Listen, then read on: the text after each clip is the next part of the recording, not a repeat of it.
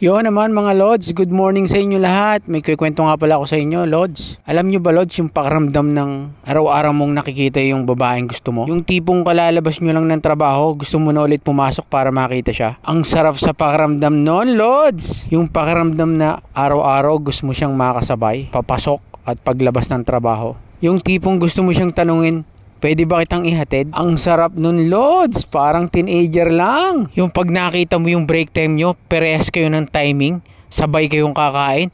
Ang sarap sa pakiramdam nun, Lods. Yung kahit kulang yung tulog mo at pagod na pagod ka sa trabaho, makita mo lang siya, napapawi na yung pagod at lungkot mo. Ang sarap ng ganong pakiramdam, Lods. Namimiss ko na yung pakiramdam ng ganon. Kala ko, totoo na. Nananaginip lang pala ako. Bigla akong nagising.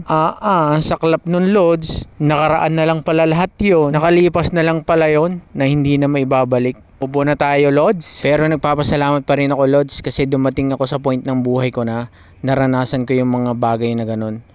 Naranasan kong mahalin, naranasan kong magmahal. Alam mo yun? Hayaan mo sa isang araw pag nanaginip ka. Totoo na yun, Lods. Sigurado ako, mag-pray ka lang palagi. Kahit pa paano naramdaman ko yung ganung pakiramdam. Ang sarap pala, no? Pero malay naman natin, di ba? Hindi pa naman huli lahat. Bata pa naman ako. Malay mo naman, banda-banda riyan. Maramdaman ko ulit yung Lods. Excited na ako. Tara, kumain na nga lang tayo. Gutom lang ata to eh.